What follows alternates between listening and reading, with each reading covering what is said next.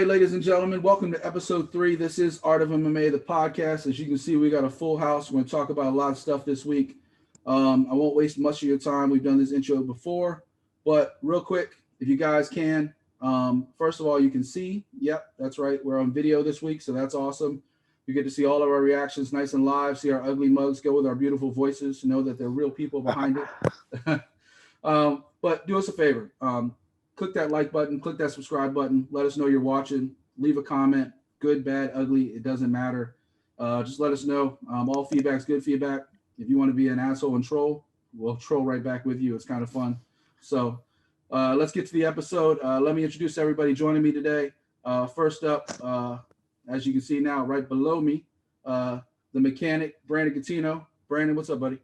What's going on? It's good to be back. Hey, we got that streak going on, 3 in a row.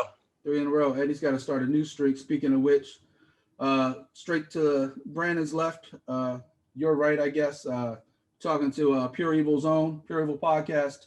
Eddie's joining us today. Eddie, what's up, buddy?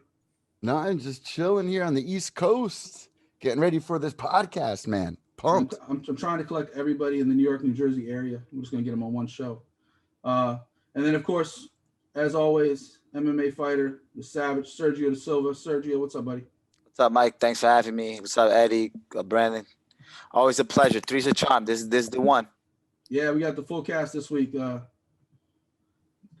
So let's just jump right into it. A lot of action last week. I don't even know really where to begin. A little bit out of order. UFC obviously was the biggest card. Fight Island number 4, Holly Holm, Irene, Aldana. Couple great other fights on there we'll get to. Bellator showed up with a couple different cards last week. The biggest one was supposed to be 247 on Thursday.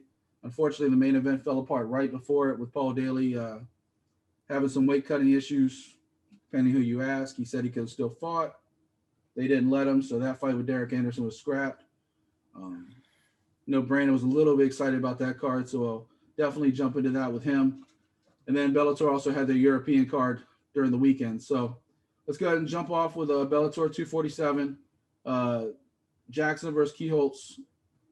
Brandon, you're the man on this one. Tell me what you thought of that. Exactly like I had said, man. Kielholtz, she's called Miss Dynamite for a reason. She let those hands go. Got that. She got that stoppage. It was just like they started out getting their pace, and then once she got that combination going, she rocked her and she went in for the finish. Like I said, striking 101 right there. Well, for 125 pounds, though, name another striker right now at that weight class that probably hits that hard, especially over at Bellator. So impressive. Yeah, they don't have too many at that weight class. They got most of the bigger girls over there. So, in under a minute, too. Yep, definitely under a minute. I mean, I don't know. Word is that she could be the next person to get the title shot, but we'll have to really see. How many fights does she have now? I haven't followed her before. How many? 8. She's 6-2. Yeah, 6-2. Okay, how were her losses to who? How many? Decision or submission? She lost a submission back in 2018 and lost 2 submissions, one in 2015 and one in 2018. But she's on a 4-fight streak now. Nice. And all of her fights, the last 4 wins have all been stoppages. TKO, 2 submissions. A lot of first rounds, too. Yeah. That champ there, what's her name? McFarlane? Yep, McFarlane. Yep. I don't think she has. I don't want to sound like a hater. I just don't think she's been really challenged. So maybe that's a new fresh blood. Check this out, though. For them, it's a fresh blood. So Kielholtz, like we were just saying, so the win before this, first round rear naked choke. Before that, round 1 Americana. Before that, ground and pound, round 3. Yep. She also got a scarf hold armbar. Like, this is crazy, man. I'm surprised there's not many people talking about her, let alone talking about Bellator, period. There's so much action going on right now with UFC cramming their card in every week. It's kind of hard for them to get attention. Also too is one of those things where I guess she's not American. She's not in the U.S. She's over in Europe. So for us to kind of learn about her, it's gonna take some time. I feel like it's. Yeah, go ahead, Brent. And I was gonna say, and also too, again, she doesn't. Again, like Bellator cards are kind of few and in between, so she doesn't get that spotlight on her until this Thursday, where she got to be the main event. I feel like the female I like fighters. the idea of the Thursday fights too. I'm sorry, Sergio, go ahead. I feel like the female fighters in general, even in the UFC, other than the champion and maybe the girl right beneath her, like I think the girls always bring it and don't get enough recognition. I'm not trying to, sit here and say like, oh, no one watches them, because we all do. I think the girls are super talented. There was also that girl. I don't even see. I'm guilty of this because I don't even know her name, but I'm sure you guys saw the submission. She hit a submission that I've never seen hit in an MMA fight before. When she wrapped her legs in the guard. I don't even know the girl's name. Did you guys see that? Was this Bellator? Bellator, man. That was the European card. She had like her guard closed with her hands clasped like this. I seen kids do that, like little kids do that, but I've never seen like full grown adults. Scorpion crunch. Yeah, the scorpion crunch. That was pretty wild, Monika Chakalokova. There you go. Like, see, Don't feel bad. You should have seen me butcher names last week. I mean, here's the other thing about Bellator too. The biggest promotion we've seen from them this year is Pitbull calling out people for UFC versus Bellator. We don't really see many promotions for Bellator lately, I feel. I mean, he's got to. He's got to be. He's one of their top stars. He's got to, and one of their in-house top stars. He's got to be one of the ones. And listen, I mean, unless you're, a legit fan, there's a lot of guys there that I think would give a lot of UFC fighters a hard time right now. I mean, and it proves itself, right? Eddie Alvarez coming over, right? He became the champion. Rory McDonald came over to the welterweight to Bellator. He didn't do well. My boy Diego Lima, I think he can beat Usman, if I'm being honest. I mean, there's some that definitely compete. I mean, we'll see what Chandler could do now. But I think a lot of them have come over. I mean, you had Justin Gaethje come over from World Series of Fighting. It took him a minute to get his feet under him. But, I mean, these guys are talented, and it doesn't matter where they're fighting. I think Eddie Alvarez could have fought for a lot more money than he got in UFC going around the world. Yeah, but I think those days are over, bro. It was just like the best guys were only in the UFC. I disagree. I think there's guys in the regional circuit right now that can give a lot of the UFC guys fights. I mean, you see it every week. You see some of these guys come up out of nowhere. Yeah. I interviewed Justin Gaethje in about, I think it was 2015, and that was my discussion with him. I was like, you got all these eyes on you right now. What's holding you back from going to the UFC? He was like, listen, not all the best fighters in the world are in the UFC. World Series of Fighting is paying me very well right now, and it's really true. I mean, think about all the guys that are coming over. Look at all the guys that went to Bellator that are having a hard time as well. I don't think Justin Gaethje would be in the UFC right now if it wasn't for the fact that the World Series of Fighting switched over to the Pro Fighters League thing that they did. Lance Palmer is another one. He won their tournament twice. He can go right now and compete in the UFC. Mm-hmm. And I've seen it myself with my own eyes, man. I've seen guys who are crushing it in the UFC, and and I've seen them go at it, either sparring or training. I know it's different. It's not the same. Sparring and fighting are two different things. But you can gauge more or less. And I've seen guys who are just, like I said, in the regional circuit or in the Bellator or PFL giving UFC champions a hard time, Yeah, I mean, got another guy coming up this weekend. We'll get to it. But MVP is probably another one that can come in and win a few fights. So. Oh, yeah, for sure. Let's get some more of these fights down here. Obviously, Kielholtz with a big win. I don't think I've seen a card in recent memory that had as many stoppages. I had to go back and rewatch the Bellator 247. I watched it early Saturday morning, just like kind of rewatching it because I didn't watch too much of it Thursday night. Like damn near every fight was a stoppage. Noveni Jr. got the triangle choke. Brian Moore with a knockout. He was another one with a spectacular knockout. Duncan got the TKO knockout. Lewis Long got a submission with the knee bar. I mean, you go down the whole card, there was only 2 decisions. Yeah, 2 decisions on it. Yep. Any other fights kind of stand out for you guys? What about you, Sergio? I think that, I don't think it was 247, but I think it was the following day, the one that the Saturday Europe card. Yeah, that girl's submission that stood out to me. Yeah.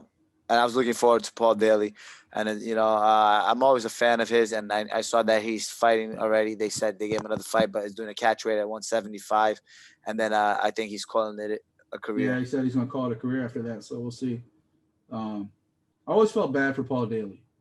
Like he brought a lot of his heat on himself, but that whole Josh Koscheck thing in the back in the day. Oh yeah. Where Koscheck provoked the shit out of him to make him punch him after the fight. Yeah. I kind of always felt he kind of got like a raw deal out of that one because I definitely felt Koscheck was as much, if not more, to blame for that one. If you're going to kick somebody out of the UFC for something like that, you got to do it to everybody. Remember Roy Nelson kicking Big John in the butt? Yeah, exactly. That should have been, if anything, that one was a bad one. Can't touch the ref. Brandon, what about you? I know you were kind of enthusiastic. I know you didn't watch much of it, but saw a couple of the main fights. Yeah, not like I said, man. I mean, really, just to me, the one that really stole the show on that card was just the main event because, like I said, I think that was a Kielholtz welcoming party. Like I said, I think that's gonna put some eyes on her. I think that's gonna be the buzz around the women's 125 division because I think the choice really, like the only person that they had in mind, to challenge the champion was Liz Camouche. I forgot to say. Camouche, Yeah, it's her. But the thing is, though, I mean, I know her and the champ McFarland are like kind of. I think they're teammates. Yeah, so, I think so. But though I believe that they said that they would still fight each other. So I mean, Liz could get the next shot, or man, it could be Kielholtz. You never know. Well, Coutinho, you were just saying that her husband fought the next day too and got the win. How crazy is that? Saturday. Yep. 2 days later. Yep. I'm saying, man, he cornered her, all the way in like Italy. And then on Saturday, he had to go all the way to the Netherlands. And I mean, he just freaking destroyed his opponent. I watched that for sure. I'll tell you one fight that caught my eye, and I don't know if you guys caught it, but Lewis Long. We were just talking last week about people that have a specialty, like want to grab you somehow and tap you out. Like, I would never go to the ground against this guy. He has like submissions all up and down his resume. And this one too, he caught him, got that knee bar. He's like 18-6. I saw that. That was a nice knee bar. Yeah, he's like 18-6, and he's like, I don't see why he doesn't get more publicity. Was this the fight where he tried pulling off like 6 or 7 submissions before he got it? Yeah, that was it. Right? That's what he does. Like, we were talking about guillotines and Damon Jackson last week, and Cody McKenzie before that, and people that just have a specialty if that's what they go for. This was his 3rd fight this year too. And like Sergio said, don't put yourself in that position. He tells you what he's going to do, and he did it, and he kept doing it. Like, there's no way I would go anywhere near the ground with that guy. Well, no disrespect to Bellator, unless anybody has anything else to say about one of those 2 cards. I mean, I just want to talk about the one on Saturday, the Euro 9 series. I mean, we got to give him his, I'm gonna say we got to give him his due, but James Gallagher, he was he did his thing.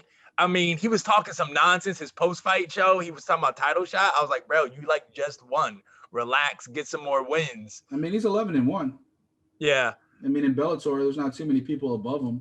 Yeah. I mean, they do try to make new stars all the time. If there's a fight to make him, he's got to get that rematch back with Ricky Bandeja, who's a local kid. But I think Ricky whoops his ass again. Yeah, I don't think he beats Ricky. I mean, we've had Ricky on Art of MMA before too. Ricky's awesome. I don't think he beats Ricky. No. Especially if they keep it on the feet. There's no way. Yeah, but that's what I'm trying to say. But I mean, like, dude, you want a title shot? You gotta get yourself a name at 135 first. You can't be beating like. Nah, you're crazy. He doesn't beat. Not only doesn't he beat the champ Archuleta now, he doesn't even beat the kid Patchy Mix, who just lost to the champ either. So forget the title shot. You don't even beat the guy underneath him. Tell me, you got Sergio Pettis there too. Yeah, exactly. That's what I was gonna say. Does he even beat Sergio Pettis? No. Well, I'm not gonna say no because Sergio's showing us 2 sides every time he fights. Sometimes Sergio is a little bit more active. Sometimes he's passive. It really depends on what Sergio Pettis shows up. Also, Saturday you got MVP. I know that we kind of brushed on it, and in Paris too. Bellator going to Paris. We'll definitely get to the upcoming cards. But since we're probably more well versed in this UFC card, because I know Brandon was glued to that Holly Holm fight. Let's not waste any more time. Let's go ahead and jump into, and we'll talk about Bellator later.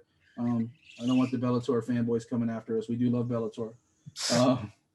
I was actually, we were supposed to get Anthony Burchak on this episode. Hopefully we'll get him on soon. Maybe one of the next episodes. But he was also a former Bellator fighter. I wanted to talk to him about the differences. Maybe he experienced with the old regime versus the Scott Coker regime. So the Rebney regime, I think when he did his one fight there. That's the fight that I said I would corner the guy in the main event, and I saw him fighting on the undercard.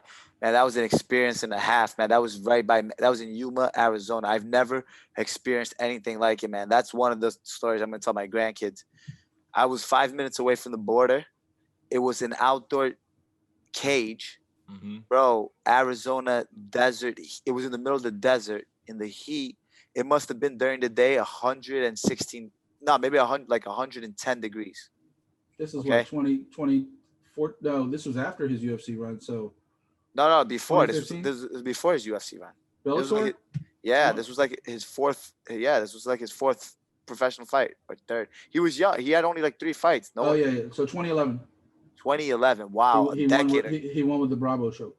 That was like a decade ago, and he fought a kid that was like pretty fucking tough, badass. I remember that fight specifically only because it was in my weight class at the time, and I was watching the two of them.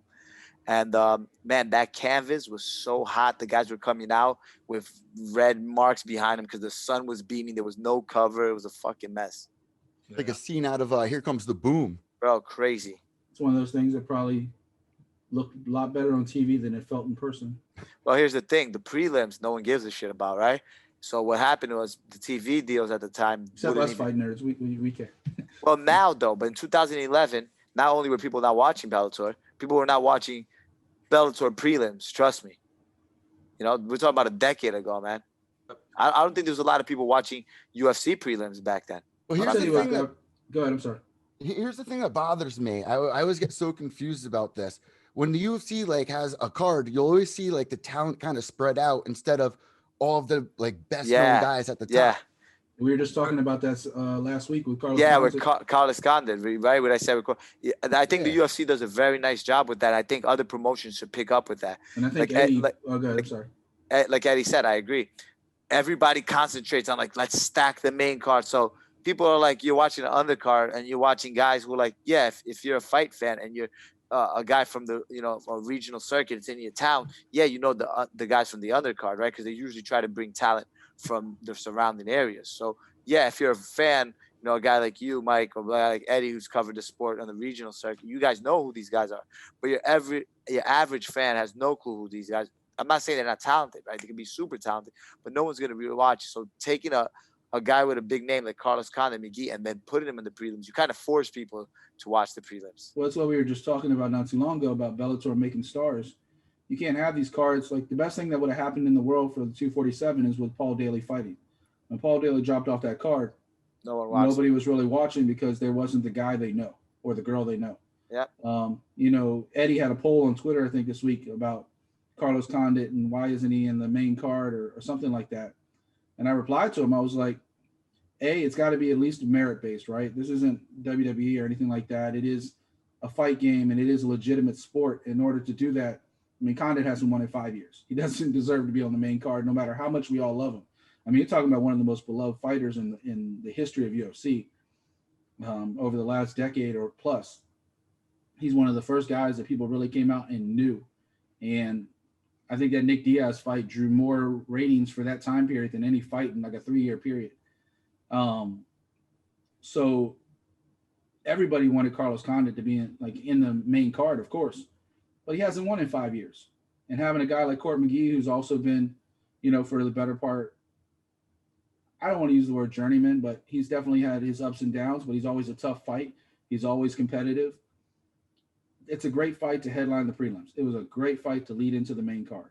And that's exactly what Dana and them put on. And it was actually one of the better moves because that got everybody. When Carlos Condit came out and looked like Carlos Condit, everybody was hyped for that main card after that. Yeah. And that was perfect roll into the main card. And speaking of which, kind of like a good segue, I guess. Brandon, Holly Holm, Irene Aldana. That was 5 rounds of a track meet of Holly Holm picking her spots and just picking Aldana apart. Break down that fight for us, buddy. Yeah. So I remember like last week when we were talking about this fight, I was saying how it was Holly Holm, the kickboxer, versus Aldana, the boxer. But then after we were done talking, like maybe like 2 days later, I started to think to myself, I was like, wait. Brandon, we're going to have to talk about this 2 day later thing. You did this last week too, where you came particularly 2 days later. I know, but it's like, man, because then things hit me. I was like, wait, Holly's a boxer too. You know, she's a former boxing champion. So I mean, she got hands, but people One of just the don't best of think all of it. time. So, but basically, like we talking about, man, in that fight was everybody knows Holm's a mover. She's all about stick. It's like boxing day, sticking and moving. You hit and she moves, and that's what she was doing. And then like Aldana for some reason just couldn't cut her off. She was just following her. And then Holm would set her up. And like every time you saw it, she would back up. Aldana would come in. She would hit her with the side kick, and then she would hit her with like her like 4-punch combination, which was just like uppercut, cross, and you just kept on doing it over and over and over. It was beautiful that she had added, a couple of takedowns. I think that kind of threw her off. She was showing some of her ground game, but I mean, most of that fight was all standing up, just moving. It was just a beautiful masterpiece, man. That was beautiful art right there. What do you guys got to say to the people saying Aldana won that fight? Whoa, who said that? I'm looking at Twitter right now. There's a couple of people on here under the UFC. Tell the drunk MMA Twitter to shut up. Yeah, cut it out. Cut it out. Sergio, what do you think? I think that those people need to get drug tested, but I did pick Aldana to win. I thought that her pressure was going to be a little much for Holmes because she likes to move a lot. I thought Aldana was going to do a better job cutting the cage off. She was way too flat-footed and chasing her the whole time. Looked like a cat and mouse. So Holm would hit her and move, and she wasn't cutting off the cage. She was just chasing her. Yeah. I'm surprised she didn't walk into something, actually. Yeah, go ahead, Eddie. Break it down, and then I'll add my 2 cents because there is something about that cutting off cage that I heard Holm say afterwards that I'll get to, but go ahead. Just some of these responses on Twitter. This guy goes, Holly won in a boring fight without wanting to fight. That pisses me off. A lot of these people that say that stuff can't even punch a balloon for 5 minutes without having to sit down. You know what I mean? Like it's crazy and so disrespectful. Yeah, I heard Holly after the fight. They were talking about, were you surprised she didn't cut off the cage? And Holly did actually. I didn't look at it this way. I think all of us watching the fight were all like, she's chasing her. Holly's circling, she's circling behind her. But actually, Holly had a different point of it. She said she was actually circling away from her.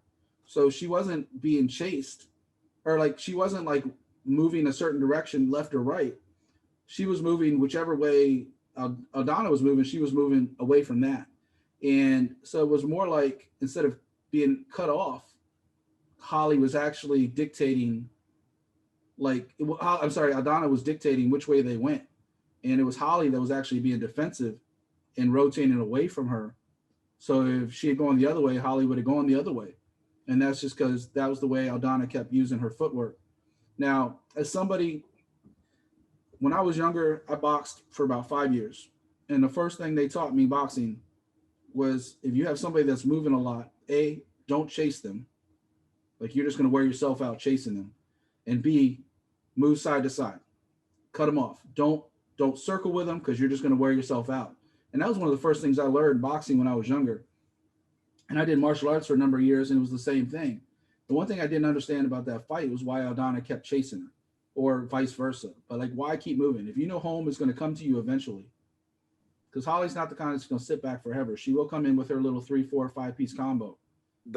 Those things that you said are good. And one more thing I would add to that is also, anytime someone's moving a lot, what I personally like to do, I like to go to the body. And I would like to have seen Aldana stop headhunting and go to the body. I'll take a step further. I'm surprised Holly didn't go to the body. If you notice, almost every, I think Holly may have punched the body like once the entire fight. Every time she came in, she hit the head. She hit the head though, and she hit the legs. She tore up the legs and the head.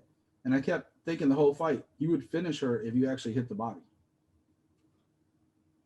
Yeah, but like, I mean, it's just like what Sergio said, man. Those side kicks, man. Those side kicks to the body. That was her body shot. Yeah. But even that she didn't do till later rounds. Yeah.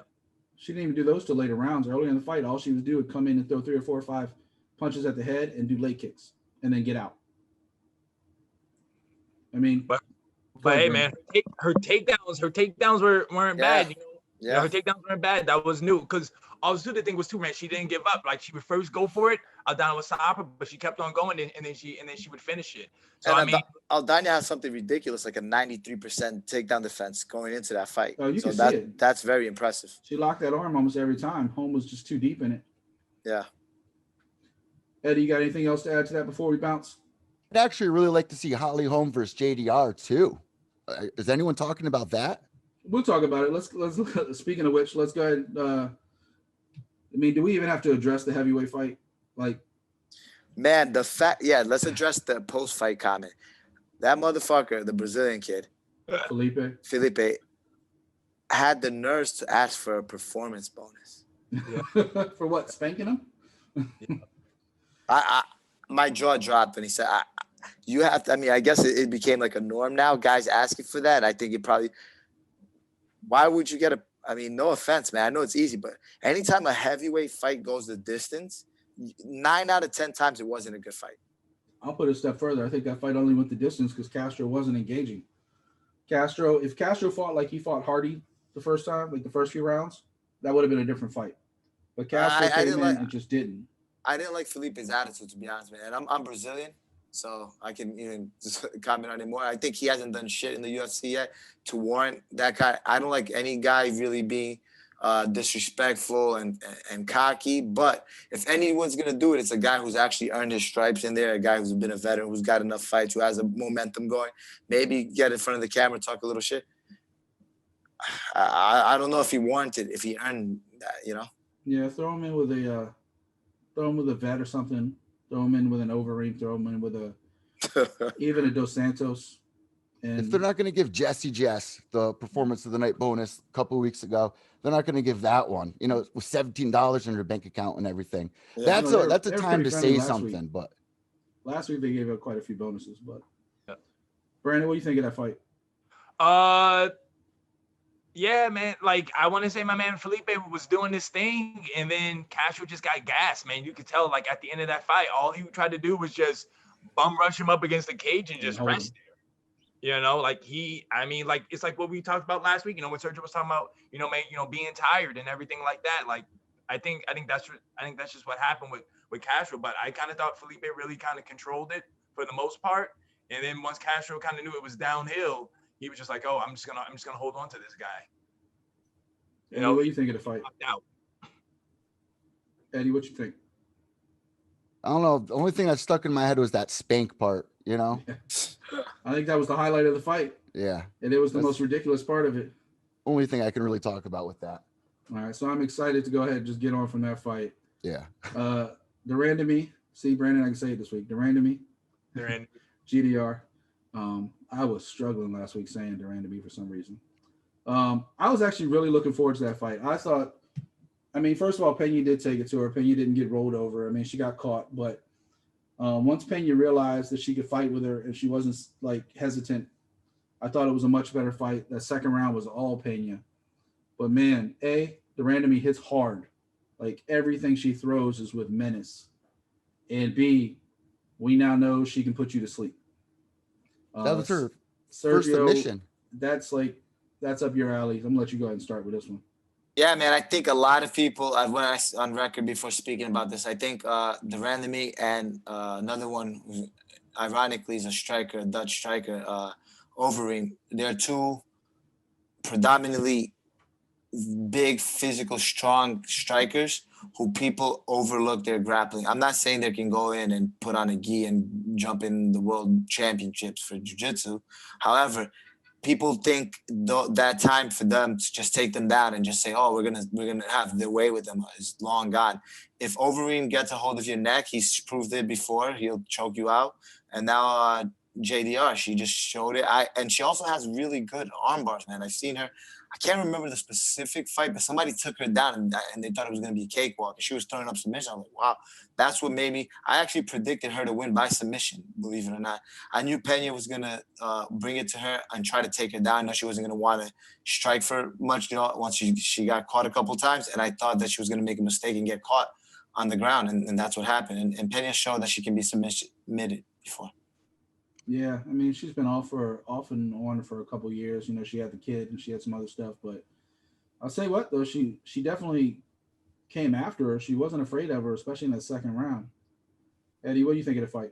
There's actually videos of JDR out there fighting men back in the day before she was in the UFC.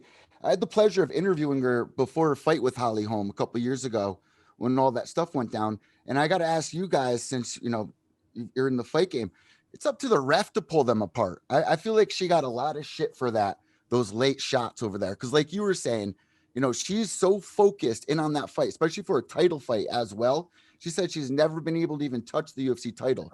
So during that fight, when she was landing those late shots, I know it happened more than once, but I just feel like it was such a bad rap. And then afterwards, with the whole Cyborg thing, not wanting to fight her, I feel like everyone wrote her off. And I feel with this fight, she finally got some respect back from the fans. People are actually excited to see what's next for her. And it's the other time, I wouldn't mind seeing the Holly Holm fight too, which I was talking about before. Yeah, I think most people want to see him running back. What do you think, Brandon? Man, you know me, man. I love my strikers. I gotta show love to my fellow kickboxer. To me, man, her striking set up that submission. The thing was, right, again, all she really needed to win that fight was just her jab. Her jab was doing enough. Then sometimes she would switch it up and maybe do an up jab. Then maybe sometimes she would come back with an uppercut in case Pena has shot on her. Just to let her know it's not gonna be that easy. But I think that's what happened. Was like, all right, Pena knew, okay, I can't win striking, so let me try to take her down. That's what went down, and then boom, she got caught in that guillotine, and it was night. But yeah, I think that's 100% just her sleeping on GDR's submission game. Yeah, like she thought she was safe down there. That's what made me pick that, because a lot of times when people don't respect the submission, and you know, these are all professional at the highest level of the game. What do you think JDR was training for? Being taken down the whole time. So and if she got down, she should have some weapon for that, right? If she didn't do that, then her coaches didn't do due diligence. They didn't do their job as coaches, right? If you just sat there and held pads for her, right? She's a world champion, world-renowned striker. To me, just based off my experience, that would be silly. If I had her, I fine-tune the striking. Now, obviously, hit some pads, working on some stuff. But my main focus for this camp would be like, you know what? She's gonna try to take you down. Let's work on some submissions from the bottom, just in case it gets there. I mean, I can't speak for you, Brandon, but I'm sure. I mean, Brandon's a kick-ass kickboxer. I'm sure during your training you do some submission work. Yeah, you're at an MMA school. They're going to teach you some stuff. Yeah, exactly. Like that's what I tell people. I tell people that I train MMA, but I just compete professionally in kickboxing. You know what I'm saying? I train and teach MMA, but I compete, and that's how these guys and girls are. Like their bread and butter, striking, but they still know submissions. Like how we talk about, like last couple of weeks, with Cowboy Cerrone. You know what I'm saying? Like he has a good amount of submissions, but he's known for his striking. Same thing, right? When we talk about Carlos Condit later on, he's in the same boat. He's known for his striking, but I mean, he has submissions as well. Yeah, I mean, there's a bad joke in there about her being a cop choking somebody out, but oh God. But yeah, that deserved a groan. But at the same time, her training goes beyond MMA. She's been a police officer doing military style training, which requires a lot more than just striking. Mm-hmm. And then she jumped into MMA and kickboxing and all the other stuff and developed, fight skills. But this woman is strong. Like I was gonna say that. Yeah, she hits hard, and she was, talking about a 145 fighter that's cutting weight to 135. Yeah, she doesn't want any part of Cyborg, and I don't buy the whole. Maybe it's just a fan of me. I don't buy the whole I'm not going to fight a steroid cheater type thing. I think she just didn't want that. Especially, she might want that fight now. She didn't want it then. And, to be the inaugural champ that probably isn't even going to, I don't even know if they're going to keep that in the history books because she never defended it. But I would definitely like to see her run it back with Nunes. Like, I don't think she beats Amanda, but I think that'd be a lot more entertaining fight. And I think the fight to make, especially with Nunes having the brand new baby and maybe only fighting one more time this year, I think the fight to make is that Holly Holm rematch. I think that is the fight to make. I'm more intrigued with the JDR versus Nunes, if I'm being honest, man. Or maybe JDR versus, like Eddie said, JDR versus Holly Holm, and then the winner fights Nunes. That makes sense. I think GDR has the problem that Joseph Benavidez used to have. And Kenny Florian, huh? Yeah, you can't fight for the title so many times, or Uriah Faber. Like yeah. How many times are you gonna get a chance at a title fight, especially when it's the same champ? Like, Benavidez lost to Mighty Mouse a couple times. You're not gonna keep giving him another shot against a fighter he's already lost. She's already lost to Nunes twice. Benavides had 4 title shots if you really think about it. Yeah, but I think 2 of them were against Mighty Mouse, and maybe the other 2 were against other fighters. But Figueiredo, both against Yeah. Figueiredo recently. One he didn't make weight, and the other one they just rematched. So he Yeah. lost both 4 And, times. you can't let him keep fighting the same guy. Eventually, people are going to tune out. You know, we were talking about the marketing part of it earlier.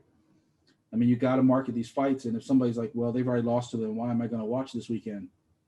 You know, but you got to build that one back up, and hopefully, you know, if she goes and she fights Holm again, and she beats Holm, then yeah, put that fight together. But there's only so many fights I think at 135 in the UFC women's division that are marketable. There's a lot of girls fighting, but there's only so many marketable. I love these moments where you see the stand-up fighters, like we were talking about before, either get a submission or escape it. Remember Valentina Shevchenko, I think it was against Juliana too, where she almost got submitted and was able to get out of there and come back and win the fight. It's just those kind of moments. Yeah, like you guys were saying, you guys don't think they're out there preparing for all this? Yeah.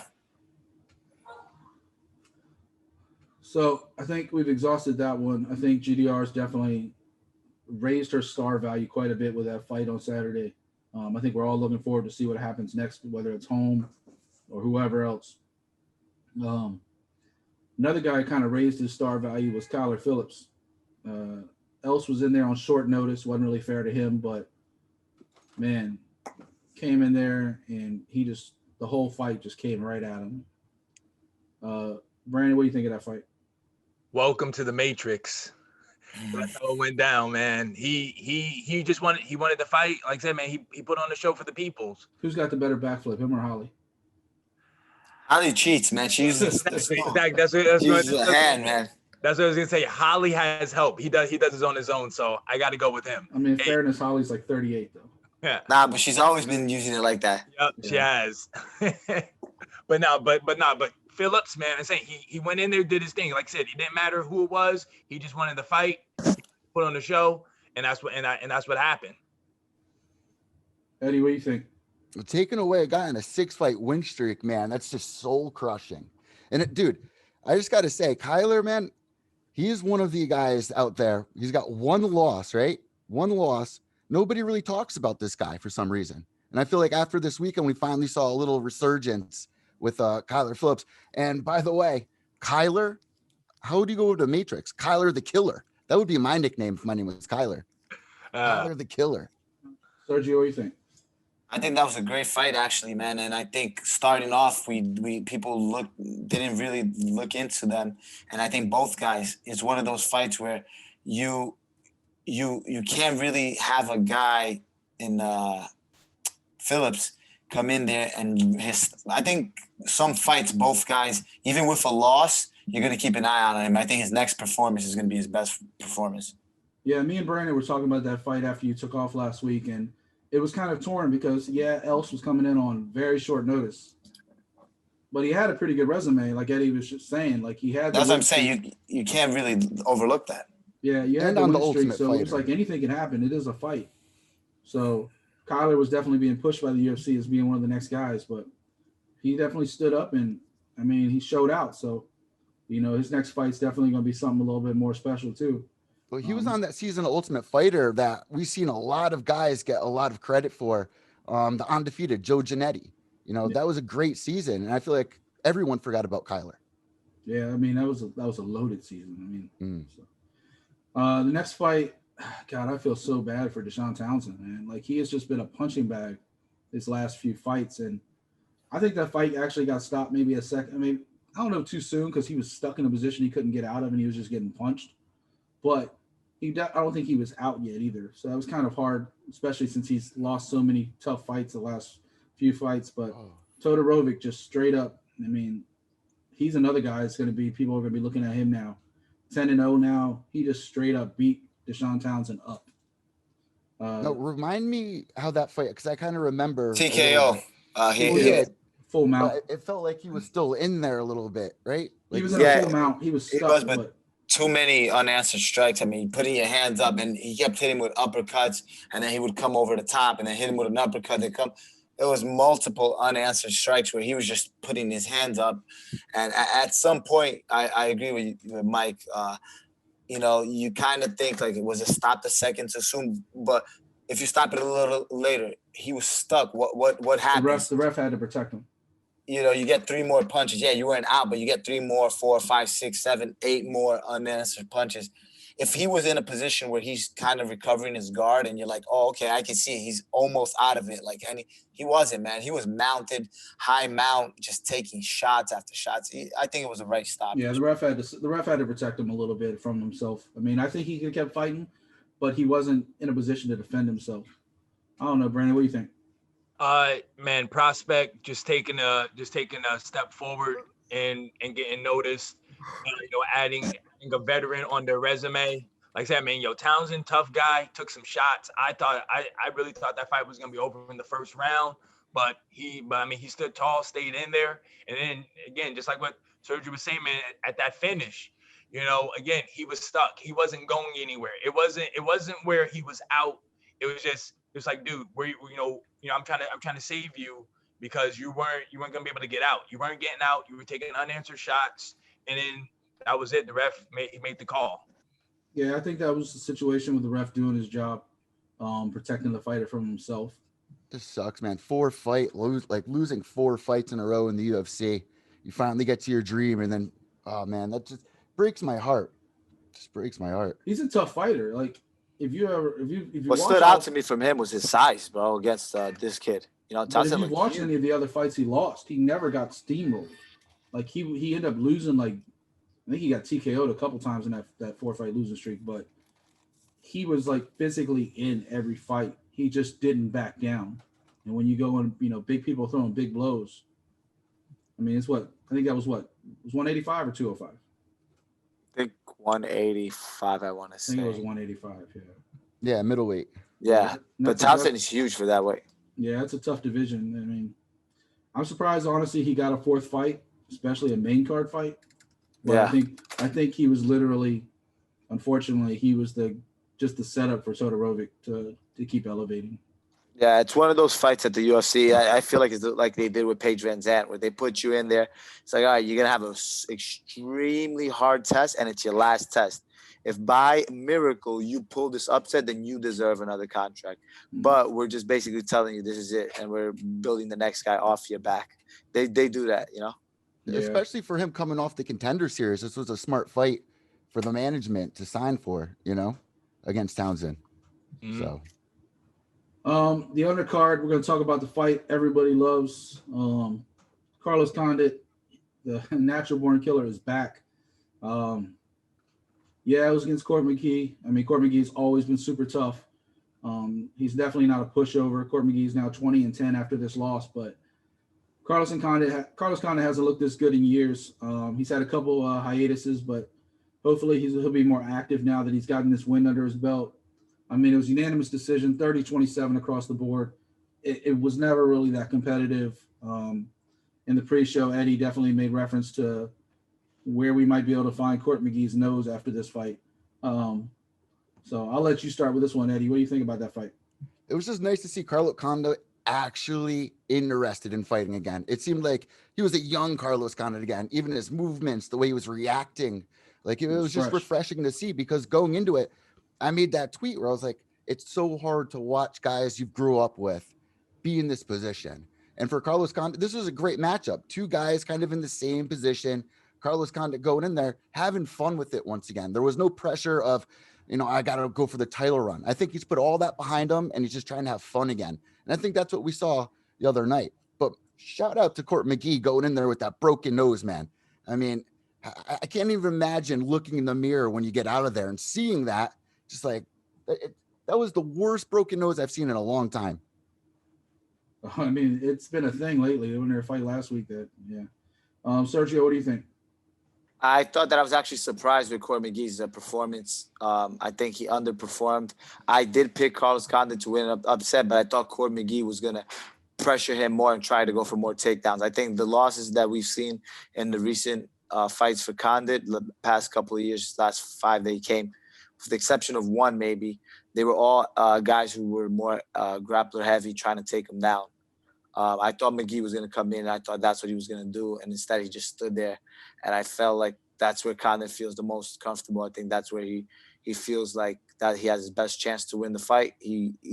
And for a striker, man, when you get in there with a striker and the more time you give him to figure it out, more distance he figures out, the more the timing he figures out, the more confident and comfortable he feels. And it's just going to get worse from there. When you're fighting a striker, it's like the longer he's standing with you, the better he's going to get with time. And I think that's what Condit showed. I mean, I think he started a little slow, warmed up, and then it was all downhill from there. All right, Brandon, I saved you for last. Go ahead and let that fanboy out.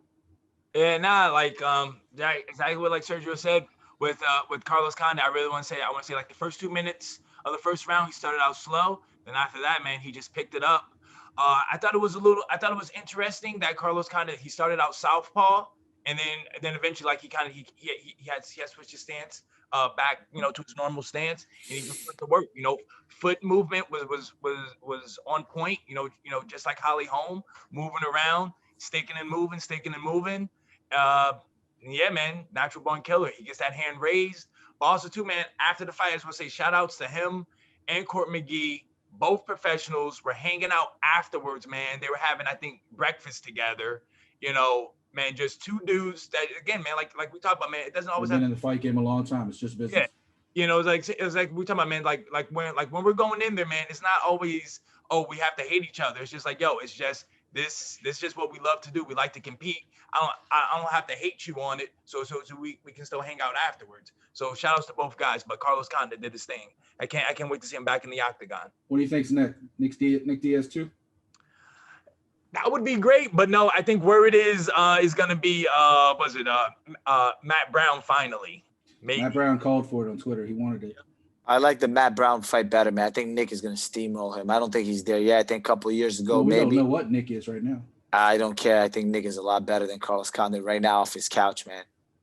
But Carlos Condit beat Nick Diaz last. I know, but that's what. But I don't know why Carlos is calling for the rematch. Like, you won. Like he just wants to prove that he was the better fighter. But I don't. I could see if Nick Diaz was calling for the rematch, but it's actually Condit calling for it. So I think he really wants that payday. Possibly, yeah. Yeah. Next fight, I'll be honest, I don't know how the hell that was a draw. Air Germaine. Funny enough, somebody tweeted out that Reebok would have been pissed over his nickname and they couldn't use it. But Air Germaine versus Kielholtz. I'll say Kielholtz got some moments in that fight. Definitely had Germaine rocked for a little bit, but I don't know how Germaine lost, or that was a draw. I thought Germaine won that fight personally. Sergio, what do you think? I think the worst part of the draw was actually the 30-27 card that someone gave to Germaine. How you had him winning 3 rounds to me is insane. That stood out to me more than a draw. I thought, how do you pronounce that? His opponent's name? Kielholtz.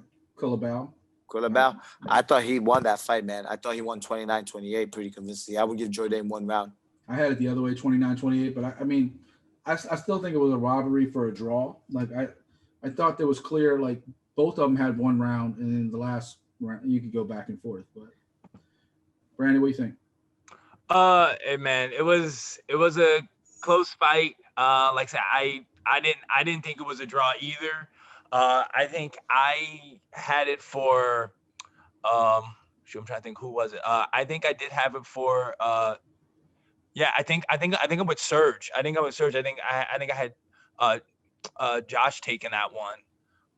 But yeah, man, it was a close fight, but I didn't think it was a draw. By the way, I'm glad this is on video so people can see that what Brandon does. When he can't say a last name, he says the first name. That was smart, yeah. I want people to notice this. He did this last week on me. I want people to notice that this is what he does. Bro, I'm a thinker. This guy down here, every time he can't say a name, he says the first name. You watch that over the hopefully months and years this podcast goes on. I want you to watch that. You'll always know when he can't say a name because he will say the first name. Eddie, what do you think of the fight? Yeah, it was a nice fight because it was back and forth most part. But I think the one thing that made the big difference for me not to make it a draw was, the takedowns, the submission attempts in there. I like Jourdain's energy, but I didn't see it going to a draw. And then one judge even had it 30-27. Yeah, that's what I said. Yeah. That's horrible. I just don't understand. Like, how can you even have a draw? Like, obviously it was 29-28, 30-27 the other way, but there was no 10-8 round. Like, there was nowhere in there that was a 10-8 round. Every round was competitive. Even the round that Kulabau like was controlling. I just don't see like a draw either way. If you had it one way or the other, I could respect that. I think one judge took the easy way out, going 28-28. I don't even know how he got to that number. I mean, that's why we have odd fights, odd rounds. Do you guys feel like the judges should be questioned afterwards, or no? Just leave it like that. No, you know what I think? I feel like they should be reviewed. I think they do get reviewed, the athletic commissions, but I mean, this is over in UAE, so I mean, more so than that. You know, something I spoke about years ago on my old podcast that when I was with Everlast at the Fight Cave, was that I thought, and I took this idea from actually one of my kids' Muay Thai tournament he did, where in between rounds they showed the score. I like that idea a lot. They're doing that for Invicta now. I love that idea. I think that they do it for boxing sometimes too. I think that if they show the actual judge's score, right? So let's say if a round was like a clear cut 10-8 for one guy, and for some reason, you know, another judge gives it to the other guy 10-9 versus, right, fighter A, everyone says 10-8. For some reason, the judge gives a 10-9 for fighter B. Right off the back, we're gonna know, like, what the fuck is this guy watching? Yeah. You know? But Sergio, I feel like the thing is, like, if you knew you were up 2 rounds, would you go into that third round with as much enthusiasm? Like, no, I would cruise. But how about the guy that's down? Look at it the other way. Yeah, he's gonna come trying to kill me, right? If your corner goes right, because right now it's all speculations, right? I can tell I'm cornering a guy. I've cornered guys in the UFC. I've cornered guys in Bellator. I've cornered top level world class fighter. I'm going in the round and I'm telling them, I believe it's a 10-9 rate for you. I believe you won the next one. Versus, bro, you lost the 2 rounds. This is your last round. You have to go. You lost. You're gonna lose the fight unless you finish the fight. That's a big thing. Versus, oh, you know what? The first round was close. Could have been here or there. You're not going to turn it up as much as like, yo, you got to finish this fight now. Well, remember back in the day, they used to have Eddie Bravo kind of, you know, giving his input on it all. They should bring something like that back. Also, we were discussing, I was watching the fight with my friends. They should do the, like how much the fighters are walking into the fight after the weigh-ins, like the night of the fight. Like, do you think that would make a difference too? Like knowing how much these fighters would make? I think it would be kind of interesting to see. Not a difference for the fight, but I think it would be interesting to see. I don't really think salary should be. No, I'm saying how much they weigh. How much they weigh. Oh, wait. Oh, yeah. I mean, yeah, night of the fight. That could be something. But I think they do that for boxing, I believe. Yeah, they do. Yeah, I was gonna say open scoring. I am a big fan of open scoring. I've been talking about it for years because Glory does it sometimes when they're overseas, like when they're in Europe and everything. They always do it, but they don't really do it in the States. But my thing is like when like I always hear 2 things. One thing is I always hear like, oh, there's no suspense. You're gonna know who wins. But in my head, it's like if you really watch a fight, you're already gonna know who wins if they're. If you understand it, you know who wins, unless it's a really close fight. But for the most part, you know. Exactly. That's one thing. But then the second thing too, like I mean, it's kind of off what Sergio was saying is right, and what you were kind of going off too with Eddie's right. All right, and if I know I'm down 2 rounds. And we expect that third person to go after it, but sometimes it doesn't matter. Like think about, man, we were just talking about Tyron Woodley. You know, he knows he's down on fights, but he still wasn't going for it. To me, man, I don't think it matters. I can know I'm winning. I can know I'm losing. It depends. To me, it depends on the fighter. Either that fighter will go for it or that fighter won't. Because again, you can have somebody like say Justin Gaethje. He can know he's up 2 rounds, but that dude still wants to scrap. He still wants to fight. So he's still gonna fight. Look, if I'm being fair, I got to go against you, Brandon, because I'm guilty. Hands up. A couple of fights, I knew I won both rounds, and I'm like, bro, in my head, I know I got 1 takedown in me left. I'm gonna I'm gonna take this motherfucker down. I'm gonna get to my top position, side control. I'm gonna take his back, and I'm gonna cruise to a decision. I'm too tired to go for a finish. I'm not gambling. I'm not risking anything. Yeah, I mean, what I'm saying is, what I'm saying is, but you're gonna have those fighters that might cruise. You're gonna have those fighters that don't care. They're still there to fight. They maybe want to try to get the finish instead. And then again, you got those fighters that will say, okay, I am down 2 rounds. I gotta go fight. I gotta go for it. Then there are those fighters who know that they're down and they still just stay status quo. You know, we've seen it. You know, we've seen it with coaches that said, hey, you're down. You need the finish, and they don't do anything. So to me, I don't think it matters. You know, I think it's just all about who the fighter is and what they want to do. Yeah. Real quick before we move on to the next fight, you think Air Jordan's train is kind of off the tracks, or do you think they'll still keep pushing him? I think they should just run that fight back. What do you think, Eddie? I don't know. Yeah, it's weird when a fight goes like this. What are you supposed to do? Yeah, I mean, it'd be good if they run it back. Next fight, Jordan Williams, Nasruddin Imavov. Great fight. Go ahead and say that first name, Brandon. Nasruddin. But yeah, that was a really competitive fight. Unfortunately, I hope Jordan Williams has a full recovery. I heard he went to the hospital after the fight to get checked out, but he definitely had some damage done. But man, Imavov, he won that fight, and it wasn't. I mean, it was competitive the whole fight. Like Jordan Williams kept fighting back. Was that fight of the night? I have to go back and look at the performance photos. I'm not sure. It started with that headbutt. Yeah. Yeah, he got cut right off the bat with that headbutt. But Imavov controlled that fight the entire time. I was really impressed with him. Everywhere that fight went, standing, ground, like everywhere it went, I was impressed with him. What do you think of, Brandon? Yeah, saying good fight from both guys. Like I said, Williams, you know, he stayed in there, but Nasruddin did his thing, man. You know, he did what he had to do. He either was standing or it was on the ground. He did what he had to do to get the W.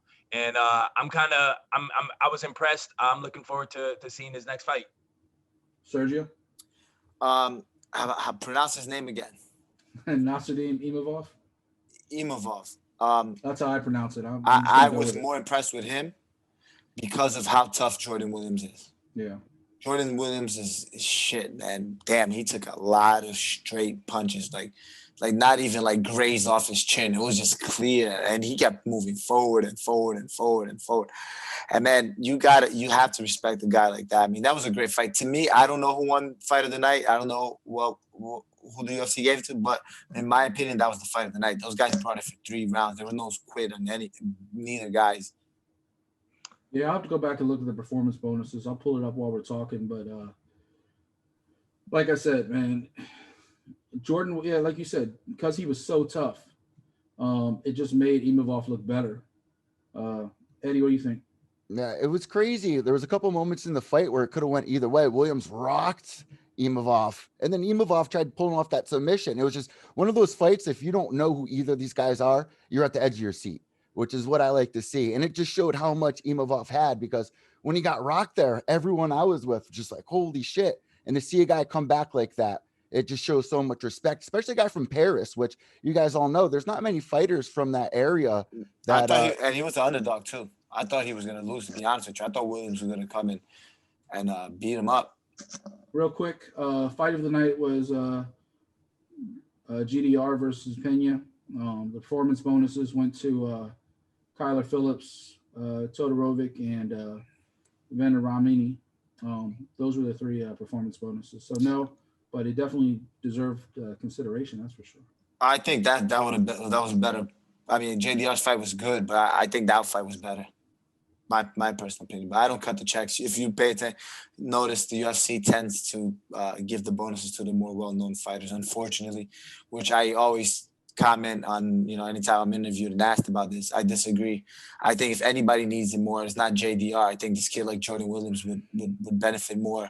Or that girl last week, she fought that Eddie said had $17 in her account. Yeah, I think. Yeah, you know, I think somebody like that would benefit more than a JDR, Juliana Pena, who's fought in the UFC for a long time and are going to have multiple opportunities. You know, a kid like Jordan Williams, that might be I'm not saying it is because he's a young prospect, but it could have been his last fight in the UFC, you know? You never know. Yeah, he can easily get cut. If you're not a name, Dana doesn't have a problem letting you. You know, he's not going to cut JDR. She loses that fight. I mean, You know, for her and Juliana Pena to get a fight of the night, neither of them are going to get cut. So they'll have another shot at that. You know, how about these guys on the other card? Will they get another shot? You never know. Like Sergio's saying, these guys put that third round. They literally, it was almost like Carlos Condit versus Robbie Lawler, where they just put everything out there. I had so much respect after. Why not give those guys 50 G's? Yeah, I think Jordan Williams for sure deserved it, bro. He for sure deserved it. Which was nice. A couple of weeks ago, our boy got 50 G's. What the hell is his name? From Cage Titans. Man. But he was on the undercard, got 50,000. Yeah. See, like something like that helps the kid out. Yeah, you're right. I forgot his name too. He was a huge underdog too. I think that's why. The usual guys that get it are either the big names or like a huge underdog. Yeah. Those are the guys they like to give the bonus to. I mean, in fairness, one of the people that got it was Randamie, and he was like the first fight of the night. And he was so fast that when I tuned in, because I was actually watching a little bit of college football, and I flipped over and I flipped back to watch like the fight, it was already over. He had already knocked him out. And I was just like, did I miss a fight? What happened? Like it was over. So, I mean, they, it's fair sometimes, but at the same time, Dana White, unfortunately, has the hard job. I don't defend him very often, but he has the hard job of putting on, 10, 12, 15 fights a night. He's got to pay a lot of people. So unfortunately, you can't give everybody a performance bonus. The next fight, this one's going to kind of break me and Brandon's heart. Watching Fry lose again. Man, Lookboonmee looked strong. She looked accurate. She just, everything she threw was with menace. And even the couple times that Jin Fry rocked her, you couldn't tell. Like you could see Jin hit some, especially like the undercut and the clinch, or just some straight shots. And the girl just kept, like, her face didn't change. She just kept like straight up, I'm going to attack you. And honestly, that's a completely different fighter from what like that Angela Hill fight in the beginning of the year was back and forth. But this was an even better fighter. And then she's only 24 or something like that? Yeah, 24. Man, that girl has a bright future in the UFC. I want to see if she rolled through a vet like Jin Fry, who's a former Invicta Atomweight champion. And Jin Fry last fight should have gotten the win, but she got caught with that armbar, or I think it was an armbar, like right at the end. Like, she's not, like, by any means not still competitive. She's still much very competitive. So, I mean, that was definitely all props to Lookboonmee. I mean, she just rolled through Jin Fry. Eddie, you want to start that one off? Yeah, like you were saying, going into that third round when Fry got that takedown, I was like, all right, maybe she can do something here with this. And then she got back to her feet. What the hell's her name? Loma got back to her feet. And it was just like, all right, this is just her world right here. Because it was basically a Muay Thai fight, the whole thing. The clinches, the elbows. It was beautiful performance from Loma. Sergio? This is such a fight where I like to, I don't do this often, but when I do, I like to emphasize on this. This goes to the perfect example of I like to blame the cornerman for this fight, not the fighter. I think the strategy from the beginning, if I'm cornering someone, take her ass down. Lookboonmee's a Muay Thai beast. You know that going in. There should, in that camp, Fry's camp should have been absolutely nothing but offensive wrestling. I would have brought the best wrestlers that money can buy to come in and work with her. And that's all I would have done. Wrestling, offensive wrestling. Okay, get ups. You take her down, she gets up. Take her back down, get up. Guard passing, submissions. That's it. When you saw what she did in the third round, had she implemented that game plan in the first round, right? Lookboonmee, that's how you pronounce her name. Excuse me if I'm wrong. Lookboonmee. You take a lot of steam off of those strikes. You also make her not want to kick anymore. That's the best thing you do for a striker that kicks a lot, right? You threaten the takedown because now it's so much easier, right? You can't defend with one foot off the ground. It's hard enough defending with both your feet on the ground. A person who's aggressively trying to take down. Now you lift one foot off to kick. That I get the best takedowns when someone kicks me. If I know I'm going with a kickbox, I got a nice tight guard. I got a nice tight guard. I have a couple of fights with some really good kickboxers and box. I fought a kid who had, I believe, over 100 amateur boxing fights and a lot of kickboxing fights. Man, my whole camp was tight guard, protect the body, high hand. As soon as he gives you that one opening and he tries to kick, you take him down. And that's what we did from the beginning to the Can't guard a takedown on 1 foot. Once you can't guard a takedown. And once you get the fight to the ground, guess what? Now he's hesitant to throw. Second, right? Because what happens is if you don't get the finish in the first round, second round starts in the feet again. They're way more hesitant to throw because they know you want to come down. They know you want to take down. I think if Price implements that game from the start, I think she wins that fight. Kind of piggyback on that, going into relatively easily too. Into Brandon. Brandon, do you think that Jen kind of stayed on her feet a little bit more out of pride? Because she was a top like Muay Thai type style fighter. Like that's one thing Jen Yu-Fry was always known for. You think she stood with her out of pride? Yeah, she was engaging with her in that clinch.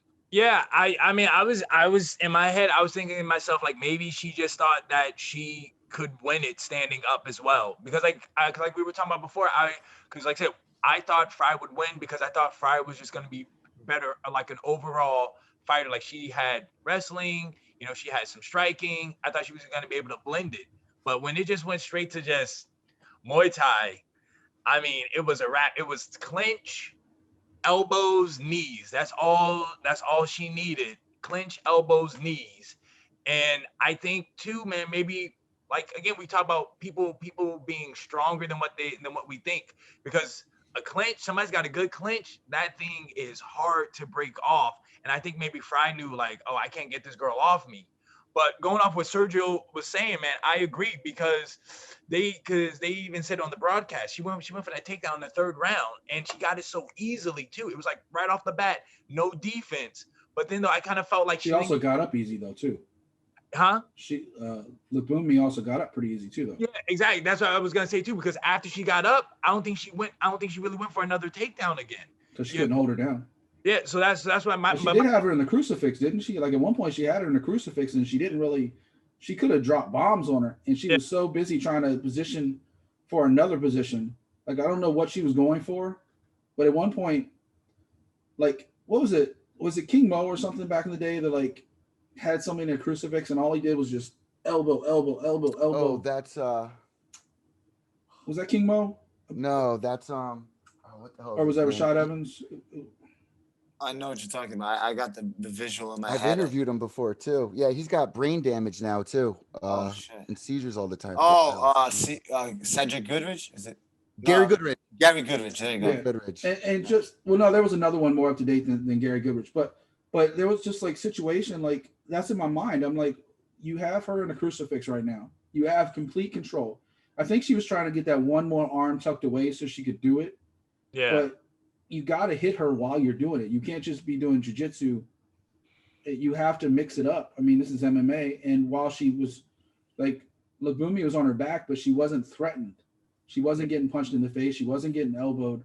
So she could clearly think about, all right, well, I'm going to move this way so I can move this way and try to get out of this. And eventually she did. I think the size difference was so substantial that I think if she puts her weight on her from the beginning, I think she wears her down, man. It's so hard to be on the bottom with someone bigger, stronger, heavier, that I think it would have opened up her ground and pound. So, yeah, maybe late in the third round, when she got the takedown, or middleweight through the third round, when she got the takedown, she didn't have as much power left in her. But had she done that in the first round, I think I'm just hoping I'm really hoping Jen doesn't get cut off to this fight because that's 2 losses now in the UFC. Nah. But I think she'll get one more. It's a shallow division. She's had really 2 tough fights. I'd really like to see her get one more shot. Maybe that's just a fan of me. You know, she's another girl.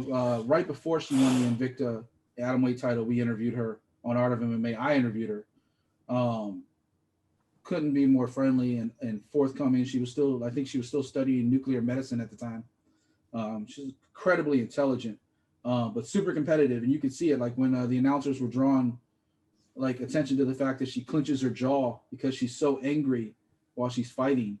You know, she has no back down to her. So I would love to see her fight one more time. And Lubumi, man, I can't wait to see what's next for her. because any fight she's in right now, I'm gonna watch because I've seen 2 fights with her this year, Angela Hill in this one, and she didn't back down in either fight. It was go. Speaking of stars on the rise, Kenny versus Haley, man, Kenny won one scorecard 30-25. Like, I think he probably could have finished that fight a couple times, but he really just picked Haley apart. And I'm probably saying his name wrong. I know the name is longer. It's like Gang Haley. Elton Deng Haley. Yeah, Elton Deng Haley. It was like some people listed as one name or Gailey. I don't want to like butcher the guy's name, so I'll just leave it at Haley. But yeah, Casey just straight up. I mean, just short of murdering that guy. Brandon, I see you nodding. Go ahead and start talking about that one.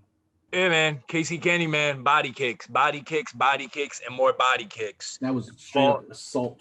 That's it, man. Like if you saw that dude's body at the end of the fight, you knew he was in a fight. I might make the thumbnail for this show a picture of his ribs. Well, yeah, man. But like I said, man, Casey Kenny went out there. He did what he had to do. To me, I felt like he was cruising through that whole fight. Like you said, you saw the scorecards. I think it was 35. I think it was 30-25, 30-26, and 30-27. I don't know what that one judge was thinking about the 30-27, but it was complete domination. The dude was so fresh. He even said, "Hey, I want to stay here. Give me another fight." And I think he just got booked for. He wants to fight every week. I think it's either Halloween or the 24th. He's fighting again already. I mean, yeah, he wants to fight every week. Eddie, what do you think? Yeah, Kenny giving him his first loss too in the UFC, just put on an absolute clinic. Like you said, in the second and third round, he could have finished that fight at any moment. Even the ref was taking such a close look, but it was just a little bit more power, a little bit. When all 3 rounds, it was just so impressive. And then between the last couple of weeks, just seeing these guys getting kicked in the ribs like that, sitting at home, you don't realize how bad that's got to hurt. Sergio, do you think Haley can breathe right now? I'm going to go back and I'm going to use the same strategy I did in my last assessment of the last fight. Again, back to the corner. You're getting kicked to your ribs that many times on the stand-up. And Haley has good takedowns, too. He's aggressive with his takedowns. And Kenny even came out and said, I was expecting him to take me down, try to take me down, right? Why would you continue to implement, right? I feel like fighting, you need game plan A, game plan B, game plan C. You come in with game plan A. All right, maybe to stand with this kid. Let's see what we got. You're getting your ribs literally kicked off of your body. You're going to stick to that same strategy. At some point, your cornerman's got to be like, all right, this is not working. Let's change it up a little bit. Let's close the distance. I felt like he gave Kenny the perfect distance, kicking distance. I think he needed to close his distance more and box with him more and stay on the inside. I think he was way too far. And once Kenny found his distance, he felt comfortable. Mix it up. Threaten the takedown. Make him think you're going to take him down so he can slow down with the kicks. I think he didn't do that. I think that's why you had that 1 minute rest in between round, so you can get in. That's your timeout. You get instruction, get to recover, you make the adjustment. If your corner isn't making the adjustments, man, I think that's a problem. Yeah, How about the head kick honestly, too? Yeah, and I thought honestly, he could have knocked him out if he had done a lead leg head kick, like because he kept literally throwing the same kick to the body or the head. There was no adjustment. Why would you change? Yeah, I can't argue with strategy. I mean, he beat the crap out of him, and because he just didn't block it. And I was like, by the third round, I was thinking to myself, he is so laser focused on the fact that he's getting hit in the ribs and the head on the same side over and over and over. If Kenny switched it up and threw a head kick with the other leg, I think he would have knocked him out cold. Like or if Kenny could have even taken him down and finished with a TKO. Yeah, and people forget Kenny actually has some submission game too. If you look at his resume, he's got a bunch of chokes and an armbar on there. So maybe Haley didn't want to get caught with anything, but he's going to regret that this week. I don't think he's going to be able to breathe right for a little bit. Those ribs were brutal. Yeah, set the pace in that first round. If nothing's broke, then they're definitely bruised to crap. And I've had bruised and broken ribs. That's something that lasts with you for weeks. So I definitely don't want to be in his shoes right now. especially on the semi-long flight back home. That's gonna be an uncomfortable trip. Yeah, question for you guys. Have you ever traveled with an injury on a plane? Like, do you think it hurts more, it thins the blood out, or?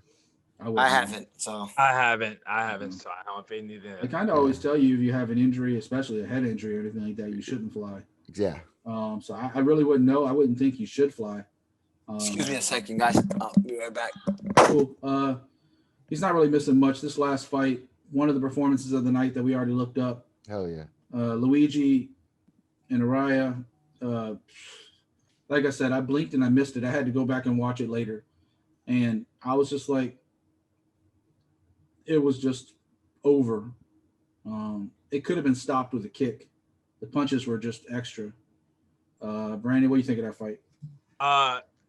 Gotta be completely honest, just like you, man. I missed that fight. I actually came in on the Kenny fight because, like I told you, I was watching some kickboxing beforehand. I was watching some fusion, but just like you, I did catch that fight back on the replay. And man, Luigi, man, just it didn't take long to get caught up on that fight. Exactly. He went out. Same man, it's like same man. These guys just going out, just doing what they're supposed to do. Saying, they want to get in, get out. And he got his performance bonus of the night for that. So I mean, shout outs to him. I'm eager to see him fight again as well. Hey, you want to touch on that real quick? Beautiful combination. Follows it with that left hook and then the head kick.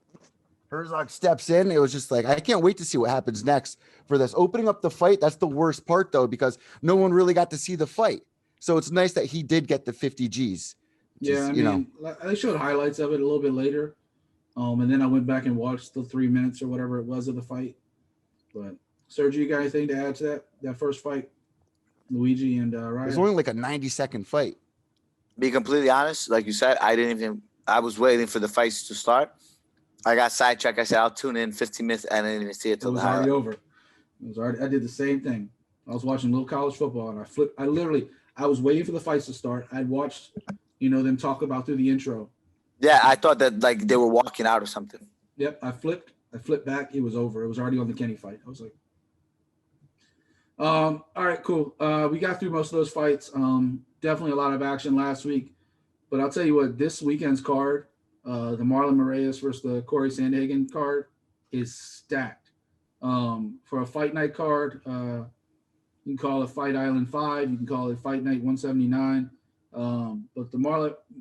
First of all, since World Series of Fighting, I've been a big fan of Marlon Moraes. Had a little bit up and down start when he first got to the UFC, but man, that guy is always magic. Magic is always exciting. And Corey Sandhagen just keeps winning. This fight, I don't even know who's going to win this fight. I'm just excited to watch it. I don't understand. Go ahead. I don't understand this fight, to be honest with you. I think Marlon's at a different spot. I don't know. I guess he didn't have much of a choice. But I think Marlon's in a spot where I thought he should have been fighting for a title, if I'm being completely honest. Even though I'm good friends with Germaine Sterling, who I actually fought, I want him to get his title fight. I think he's deserving as well. But Sandhagen just got submitted by Sterling in 30 seconds. And now he fights a guy that's ranked higher than Sterling was, that actually knocked Sterling out. I think it's just a case of, and I don't know for sure, but I think it's a case of this not having anything from Moraes, and because Sandhagen didn't really take much damage. Why not Moraes and Peter Yan? Because Sterling's next. Well, why is Sterling? I hate to say this. I'm friends with Sterling, but why Sterling next? If Sterling's lost to a guy, Moraes hasn't lost to any, hasn't fought Yan, beat Sterling. Yeah, but he just lost a couple fights ago when he fought Henry Cueto. Yeah, but he fought. He just had a title shot. I'm always bigger. Like a guy who's above you, if he beat you, you shouldn't fight for the title before him. I agree that it does more for Sandhagen if he wins this fight than he does Moraes, but I think it's just more of a like these guys both want to fight, and we don't have a fight for them, so we're just going to put them against each other. And Moraes isn't really going to go for a submission, so. Honestly, I think this fight's gonna be pretty exciting. I think people are just gonna bang it out. Brandon, what do you think? Yeah, like I think it's gonna be what they say barn burner. I think it's gonna be just action packed. I'm probably like Sergio. I think Marais is gonna take it. You know, I don't think Sandhagen is at that level yet, but this is his fight to prove it. You know, it's one of those things where it's like Marais fought Aldo, he beat Aldo, but for some reason Aldo was the one who got the title shot and not him. You know, it's like I said, man, their matchmaking sometimes can be a little wacky, but either way, I think it's still gonna be a good fight, and I'll be watching. I don't know if I feel like the UFC might have something against Marlon, man. And like Brandon said, he beats Aldo, but Aldo gets the title shot. He beats Sterling, but now Sterling is going to get this title shot. Why? Yeah, Well, I mean, in fairness, I mean, Sandhagen was on a little bit of a tear before he lost to Sterling. yeah, but it was how he lost, how fast he lost, and how dominant it wasn't like literally. I think don't quote me. I mean, the Funk 30 Master's done that seconds. to a lot of people. It was Had to a minute 28 left. No, was it? Did they Yeah. really fight for 3 minutes? Yeah, I mean, but they were also. I barely remember that fight because it was so fast. But if I remember, they were also kind of like feeling each other out for like a minute or two. I mean, I'm not telling you anything you don't know, but you know, a lot of fights start off with like the first minute or so they're kind Yeah. of circling each other before they actually kind of jump into it. Eddie, what do you think about this fight coming up? Kind of crazy. I'm looking at it. That fight was 3 months ago. It doesn't feel like that fight was 3 months ago though. When The Aldo Sterling got one? that. Yeah. And, you know, I've been watching Marlon for years now come up. He's really put it in his work. So it's kind of sad not to see him get the upper shot like you guys are saying over there. You know, the protege of Frankie Edgar. I remember World Tears of Fighting. The card was Justin Gaethje, Marlon, and David Branch. And then the following year, all three guys get signed. And you see what Marlon's doing now. You see what Justin's doing now. It's just exciting to see these guys blossom when they come over to the UFC. So I mean, David Branch was doing good until he got popped. Well, Branch? Yeah, I mean, he's one of my favorite guys. The dude's an awesome person. Yeah, I know, I but mean, I'm good friends with David. Yeah, Branch. yeah. Man, he's always been super friendly. Talks to fans, talks to people in the game. A good friend of mine, Anthony Gathers, does a lot of photography for MMA, and he did a whole series of photo shoots with David.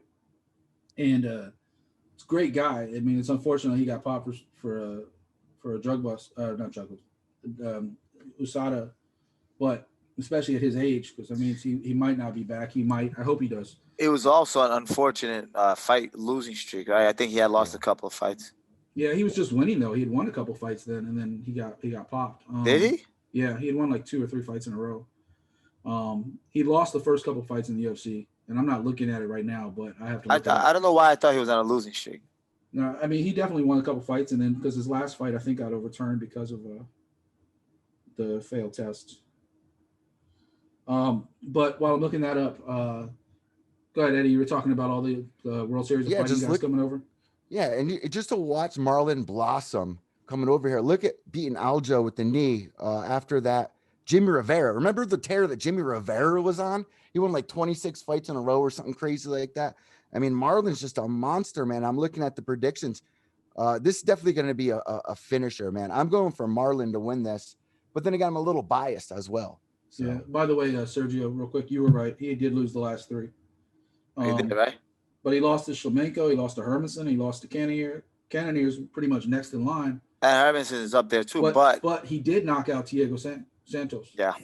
Thiago Santos, who all three of us, Eddie, I probably don't think will disagree with us, but me, you, and Brandon all talked about how Thiago should be next, should have gotten that title shot for that light heavyweight. So, but go ahead, finish your thought, Eddie. I'm sorry.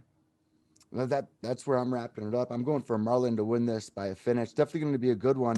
Like you were saying though, Corey was on a tear, so I do agree with this matchup. But then again, Sergio, I think he's on to something too, saying the UFC probably has something against him.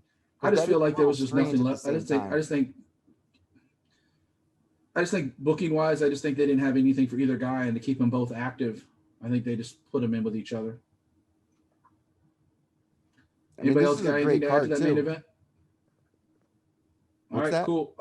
Like I said, this card, from the beginning, I mean, you're talking about Bruno Silva versus Tajir, all the way up to Barboza versus Americani. I mean, that Barboza Americani, that's going to be a pretty good fight too.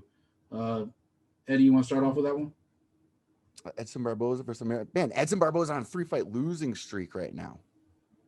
Yeah, That's but you know it's absolutely Mr. Highlight every time he gets in that cage, whether he wins or loses. Yeah, man. Another guy that came over from Bellator, like we were discussing before, guys who come over that are successful. But I do think he has the advantage on this card, on this fight, to get this over Americani. But I doubt if he loses, I doubt the UFC would ever cut this guy. What do you guys think? UFC would cut Barboza? Because he's fought main event fights he's lost. It wasn't I didn't know so Barboza came from Bellator? Yeah, Edson Barboza. I didn't know he. Are you sure? I don't think he. No, did. you know, I'm thinking of Hector Lombard. Yeah. Barboza's been in the UFC since. Yeah, and he fought 10 he was years, 2010. Local guy, Ring of Combat champion, if I'm not mistaken. I'm curious to see how he's gonna do at featherweight. I know his last fight was at featherweight versus Denise, if I'm not mistaken. Yeah, but he's also two out of the. Go ahead. I'm sorry. Go. I thought he won that fight. To be honest, I thought he slightly edged him. Should have got that fight. So like these wins and losses, if you go and look him up, okay, it's a loss. But if you really watch the fight, I thought he won. Americani stands out to me because he had a really good fight until he got finished by Burgos. I thought he was fighting Burgos really well, and both Brandon and I know Burgos. Hurricane Shane B. Yeah, we know how good he is. So Americani stood in there with him until Shane turned up the Hurricane. Yeah, tell Shane we want him to get it back on MMA. Tell him to get back on the show. Yo, Shane is the biggest fight nerd I know, bro. He knows more fight. He's like the encyclopedia, man. We interviewed him twice. We interviewed him once before, but when he was still in CFFC, and then he got the call up, like literally right after we interviewed him. Eric interviewed him, and then Eric got him right after his win. I got mad that Eric didn't ask him about the haircut between rounds. Oh yeah, wasn't that Uncle Ray, Uncle Ray, Uncle Ray. Brandon, what do you think? I know Barboza's probably right up your alley. What do you think? I think this is all Barboza. Like Sergio said, man. I think he won his last fight at featherweight. I thought he took it, and even his close fight with Paul Felder, I kind of thought he took that one as well. It's like I said, man, he's been in some close fights. The judges thought otherwise, but I just think Barboza is just on another level. Yeah, he could be on a 2-fight win streak. Yeah, that's what I was about to add to his the 3 losses. The last 2 losses were split decisions. Yeah. The only one he got really smoked in was when he got knocked out by Gaethje. Yeah. So I just think Barboza is just gonna be too much for him, and that's it. So I will say he has. I mean, like you said, I think Sergio's said this a few times. Your record is what it is. You look back 5-10 years from now, it's going to be what it is. And unfortunately, Barboza has lost 5 out of 6 fights because he lost to Khabib, he lost to Kevin Lee, he beat Hooker, but then he lost to Gaethje, Felder, and each. I mean, but he's fought a murderer's row of opponents. Like the guy doesn't get easy fights. I mean, for 10 years in the UFC, at this point, every fight he has is going to be somebody, monster. So, and every fight he fights is spectacular. I think the difference in this fight, from my opinion, is whether it stays on the ground or stays standing, or if it goes to the ground. Because Americani definitely can tap him out. I'm not going to sleep on Barboza's jiu-jitsu. As Sergio says, people all train. Brandon, kickboxing, you train. Everybody has a submission or two, and he is Brazilian. So it's kind of in your blood. You could probably choke somebody out just waking up out of birth. And you know what's deceiving with Barboza? A lot of people don't realize his takedown defense is very underlooked. He has very good both him and Marlon Moraes.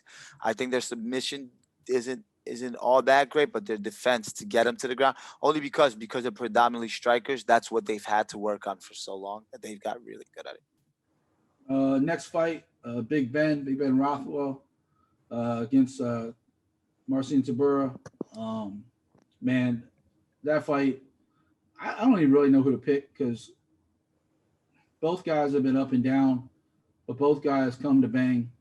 I think my head says Rothwell. I'm really not sure. What do you think, Brandon? Rothwell, no hesitation. I think he's gonna be too veteran for him. And like I said, he's a tough guy. He has submissions. He can strike. Like I said, I think Rothwell's gonna take this one. Eddie, what do you think? Yeah, I'm going with Ben Rothwell. I'm happy to see him back in this thing. Waiting for him to pull another go-go choke, though. Remember when he was just killing everyone with that go-go choke? Yeah. Yeah, I'm going with Big Ben. Probably a decision though. Yeah, I don't know. I mean, both of them have the ability, but I think, especially based on that last fight, because Tabura was on that undercard for Usman Masvidal, and he basically just leaned on Grisham for 3 rounds, and just smothered him with his weight. What do you think, Sergio?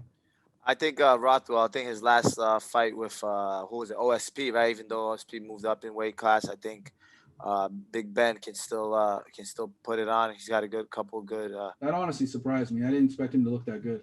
Yeah, I think he's in a good place right now. I think that he maybe even with a convincing win, you're gonna start talking about him, potentially fighting a top 5 guy. I mean, and don't forget, just last year, a year ago, or a little less than a year ago, December last year, he knocked Struve out. Yeah. With that being said, guys, I actually got to run out, man. I'm running a little bit past. All right. Yeah, we're gonna wrap this up and finish it. We're almost done anyway. So, Sergio, thank you so much. Thank you, guys. Always a pleasure. Looking forward to next week. All right, take care, Brandon, Eddie. Good to see you, brother. All right, have a good week, Sergio. Take care. Thank you, my man. And get a better jersey or a better sweater. Yeah, I knew that one was coming. Fucking bums, man. The Jets. Me and Brandon go back and forth. Who's worse, Giants or the Jets? I mean, none of us have a win. It doesn't matter. We all suck. All right, man. Take care, guys. Damn, you had to throw that one in there, huh? Eddie, what are you, a Patriots fan? No, I'm a Giants fan, man. The 3 of you. Damn, bro. I'm done. Yo, I'll see you guys next year. All right. Now we got rid of the Jets fan. Let's finish this up and I'll let you guys get out of here.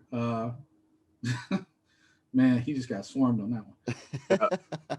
I didn't think that comment was going to go over so well. All right. I don't really know much about this next fight. Marcus Perez and I hope I say this right, Duplessis. Driscus. I don't know, Brandon, you're the name guy. How would you say that one? Driscus Duplessis. All right. You guys got an opinion on that fight? Both of them have pretty good records. Marcus Perez is 12-3. Duplessis is 14-2. Eddie, you're the Google guy. What do you think of that fight? Coming over from KSW too, man. I mean, damn.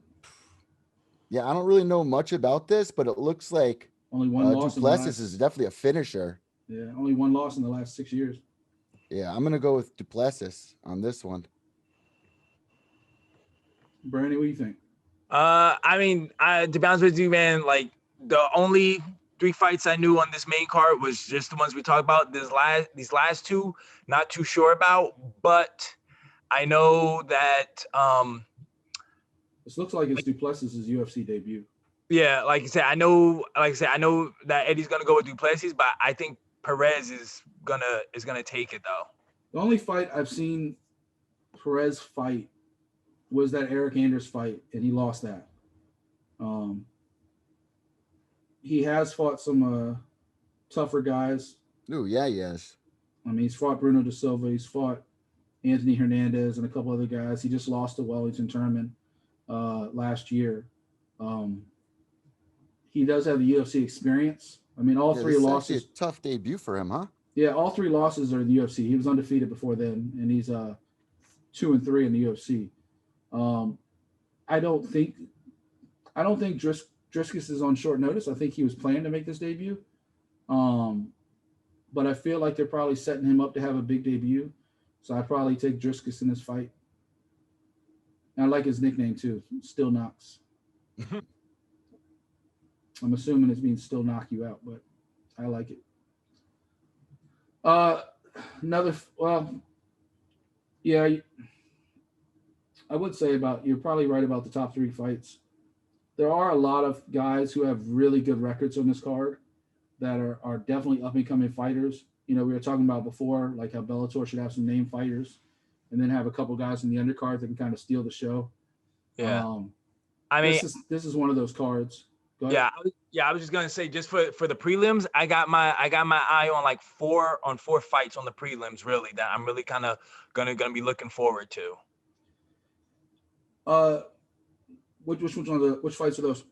Well, of course the feature one against. I was about to say something, but go ahead. Yusuf, was it Zayal? I say his last name. I'm looking forward to him. I mean, the dude's a beast. Yeah, so I'm looking forward to his fight. And then Chris, was it? But even that fight, he's fighting an undefeated guy. Yeah. Chris Yeah. Dawkins. Yeah, yep, yeah, him. Yeah, he is a former CFFC champion. He's So fighting an undefeated guy too. yeah, so I'm For sure. always so I'm always looking forward to seeing you know how the regional guys go. And then Giga Jakadze, he's a former kickboxer from Glory. So I always got to support my kickboxers. And I want then to point out all 3 fights you just pointed out are all fighting undefeated fighters. hey man, hey man, those O's have got to go. And then the last one I'm really looking forward to is, you know me, man, I'm a sucker for the ladies. Tracy Cortez. I was looking at that. I was definitely looking at that fight. Both of them are 1-loss fighters, 7-1 and 5-1. Fights like that tend to kind of steal the undercard show. Like Yep. Those are 2 fighters that Dana probably has his eye on, but he doesn't know if they're for real or not. And so he puts them together, and one of them is going to go up and one of them is going to go down. But I'd be interested to see that fight. Actually, like I said, a lot of this fight card has a lot of undefeated guys and a lot of 1, 2, 3 lost people, and a ton of debuts. Tons of debuts. And I really think a lot of these fights can go either way. I mean, you got Alan Badot versus Tom Aspinall. I saw Tom Aspinall fight once before. Those 2 guys can go. Alan Badot, I mean, he's got that Mr. T kind of look in his picture. So I haven't seen him before, but if you're going to come out looking like that, you got to be pretty badass. Here's the thing, though, for these guys that are making their debut, it's going to be a little different. You're not going to be making the walkout, smelling the beer, the popcorn, people screaming and yelling. It's kind of has that, you know, Contender Series, Ultimate Fighter vibe to it. So You think it's that's an interesting. advantage? Because they don't have the crowd. I'm sure there's definitely nerves. still nerves, but I feel like that could also work for you at the same time. Yeah, because I would think it'd be an advantage. Like I remember Daniel Cormier used to famously say, every time there was a new fighter making his debut, that the UFC nerves, like, because he always said about the UFC debut, no matter how much experience he had in the Olympics and Strikeforce, when he made that UFC walk the first time, his stomach was in knots. Yeah. And a lot of that's got to be the crowd. A lot of, you're talking about 15, 20, 30,000 sometimes packed in these arenas screaming their heads off, especially if you're the no-name fighter, right? Like if you're the guy nobody knows and you're going to make a debut against a star, that's got to be brutal because everybody's booing you. They don't even know you. And then on top of that, you got the nerves of making your debut in the biggest promotion in the world.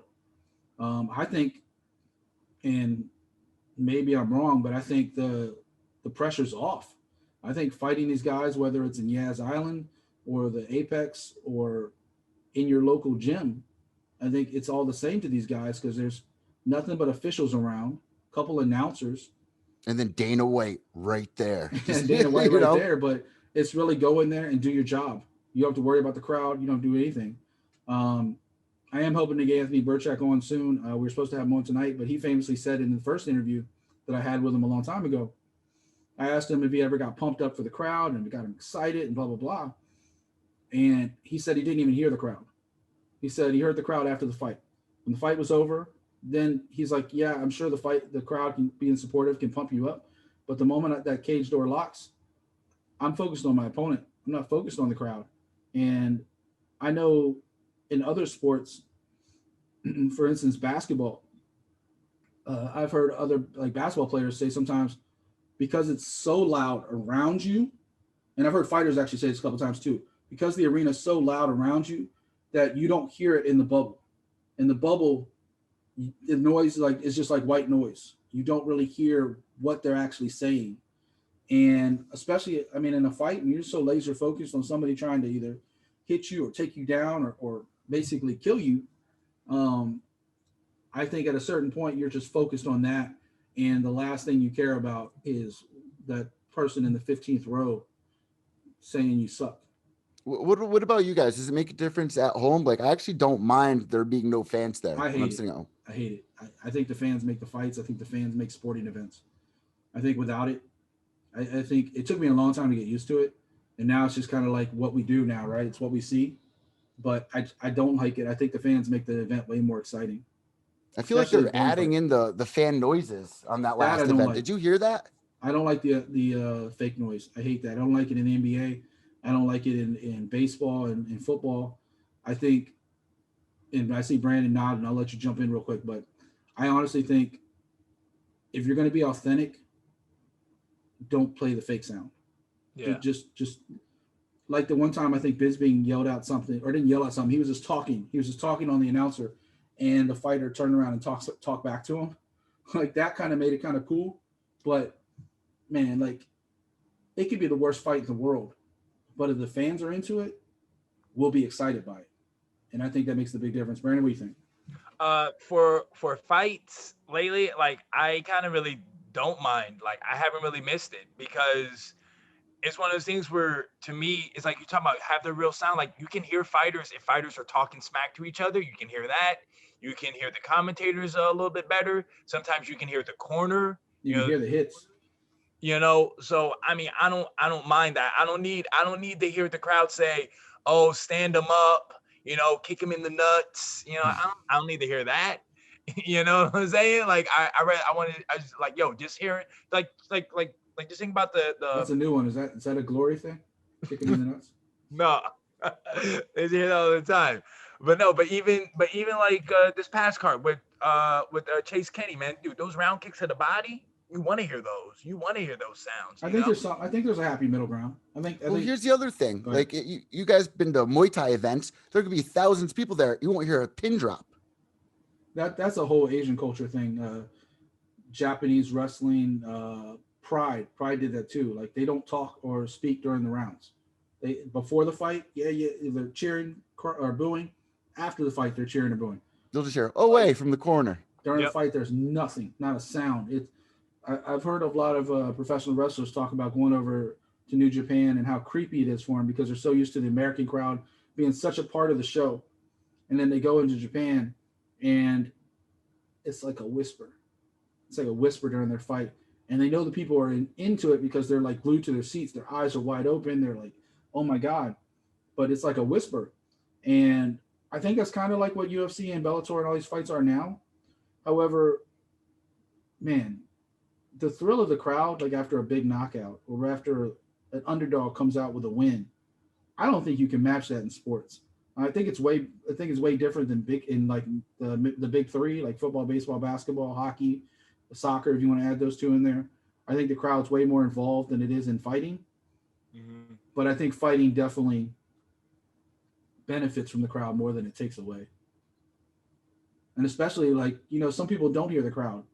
But there are some people that are sitting there fading, getting subbed, getting grappled, and all of a sudden they hear the crowd and make a big comeback, or they're down on their stool between rounds and that crowd's cheering and they're like, all right, I got energy for one more round.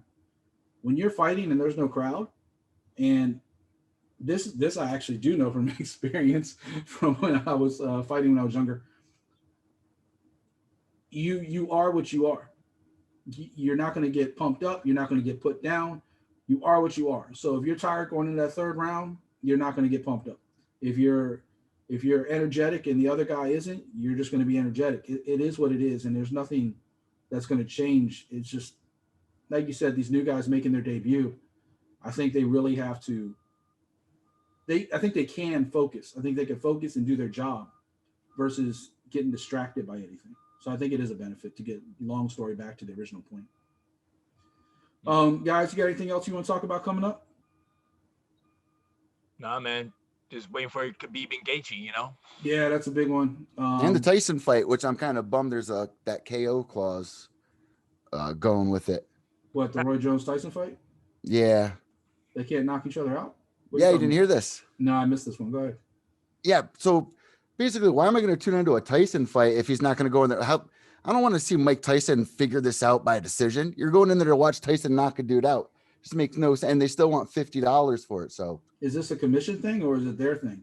I believe it's their thing. Like they signed a KO. I know the commission only sanctioned it because it was an exhibition.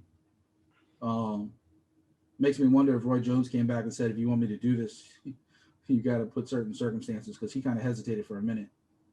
I think the best thing in the world for Roy Jones is if that's true, because I love Roy. He's my favorite fighter of all time. But Tyson will go through a brick wall to win a fight or bite your ear off. All right, guys. I'm gonna let you guys get out of here. This episode ran a little bit long. I hope you folks at home enjoyed our first ever video episode. We'll definitely try to get more fighters and more interviews going. It was fun for us. I hope it was fun for you. Brandon, Eddie, Sergio, thank you so much. We're going to definitely leave show notes and links to everything. Make sure you tune in next week, and please like and subscribe. Brandon, your tune-up crew, make sure they're all commenting. Eddie, Pure Evil, make sure they're all getting involved. And you guys got anything you want to plug real quick? Yeah, Eddie? next week we got to definitely talk about John Jones, Izzy, and guys, subscribe Pure Evil MMA. I appreciate it so much being here, kind of getting warmed up to the first episode here. So just bear with me on this. It's all one, MMA. It's all love, man. We're grateful to have you. Brandon, you want to shout out your links real quick? Hey man, just follow me on Twitter, Instagram, Catino TSMA, and also if you're on Facebook, I have a like page. It's Brandon the Mechanic Catino. All right, folks, that's a wrap. This is Art of MMA, the podcast. This was episode number 3. Thank you so much, and we'll see you next week. All right.